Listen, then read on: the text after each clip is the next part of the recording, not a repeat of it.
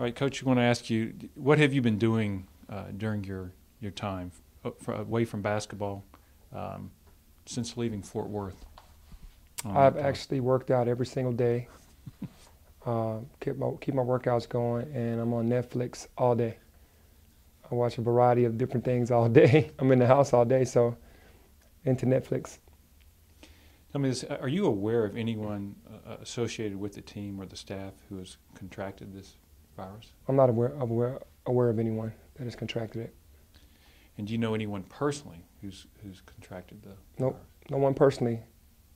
So, I mean, we asked how you've handled this unique situation, how are you coping? You say mostly the Netflix and working out. And yeah, I think just how I'm handling this situation is pretty much working out, Netflix, just going on social media, reading different things, making a lot of calls to recruits. Mm-hmm. I mean, that's really it. As far as recruiting is going, the transfer portal already has more than 500 players in it. At this stage, do you anticipate keeping your roster intact outside of Precious and Isaiah? Well, as of right now, I'm expecting to keep it intact, but you never know as it moves forward what happens. But right now, for sure, I'm looking forward to keeping it intact. How many players do you expect to add before next season, either through recruiting or through this portal? I mean, I hope at least three. Hope at least three people. And how important will the transfer market be to you this season? And have you had any discussions with names in this year's portal? Without mentioning any names, I mean, obviously there's always a possibility for us to look into transfers, guys that have to come sit one, and you know, we're definitely looking at that option as well. And as far as your thoughts about not being able to recruit in person, and what effect does it have? I think, you know, it's more personable for sure if you can be in person. But I think with FaceTime, you know, I think that's personable enough. And with what's going on, everybody understands why we can't do so. Are you concerned, or how concerned are you that April's evaluation periods might be postponed or canceled? I mean, the further they push it back, it definitely hurts the basketball game, hurts the college coaches, but we understand that we're, you know, where we are right now in America, and we can't complain about anything. All we can do is just, you know, kind of just stay in stride with what's going on, and whenever that time permits itself, just be ready for it then. How would you characterize recruiting for this year's class as of today, where we are now? As far as who we're recruiting, like I feel like our recruiting is going really well. I think that we have some good insight on a couple kids, and you know, great relationships with all of the kids. So it seems like everything's going smoothly.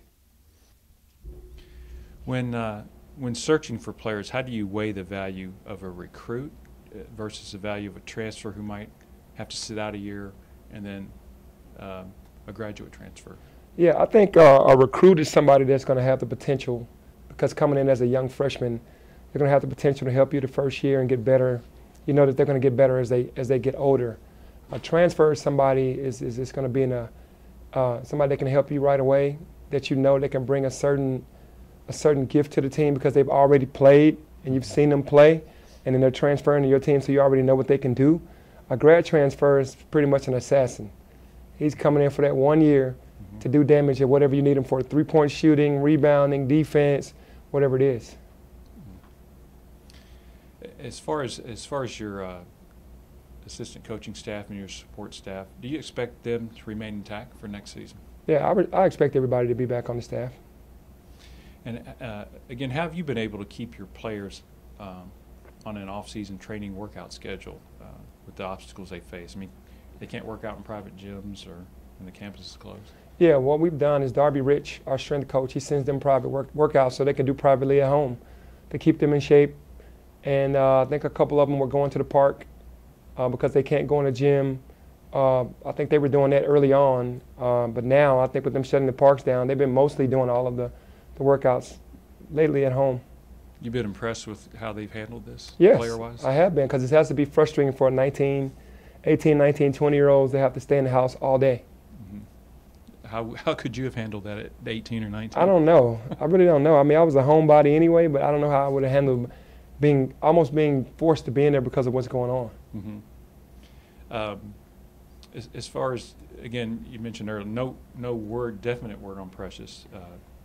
Has he told you anything about when he'll make a decision? He hadn't told me anything. I think that the obvious thing from understanding what he did for this season, that he's going to leave, but he hadn't mentioned it. He hadn't filled any paperwork out. He hadn't declared. So just waiting on him. Have you had a chance to sit back and evaluate the season he had now that you've had a few weeks since the season ended? Yeah, for sure. I was actually witnessing it and understanding the magnitude of it as I was going through it.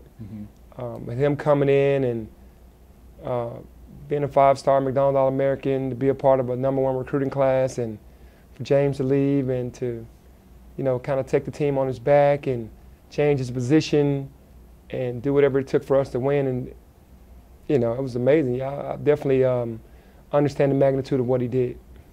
It must seem like March 12th must seem like years ago when you actually had to pack up and come back from Fort Worth. Yeah, that seems like a long time ago. And this is all seeming like a movie. Like we're not really living through this. It's like, what is really going on? Like it's a daily routine of Groundhog Day. It's Ned, is that you? Groundhog Day for sure. I've had the same thought. And what are you hearing in terms of, I know DJ was close when the season was finally wrapped up, but how's he doing and his rehab? He's doing pretty well. He's feeling pretty good. Rehabbing still, getting better every day. I don't know if you have any final thoughts for the Tiger fans and the community as a whole. Yeah, obviously I do. For the Tiger fans that came out and supported us, that are true diehard, that supported me and the boys and the staff, I thank them so much because they're our heartbeat. They're the ones that we feed from. That energy, they give us the energy to go out and be who we are. And it was a roller coaster season for all of us, but they hung in there with us, man. They came out and still filled the arena. I love the fans. I love my hometown, and I'm definitely happy and blessed to be the head coach here. Thank you.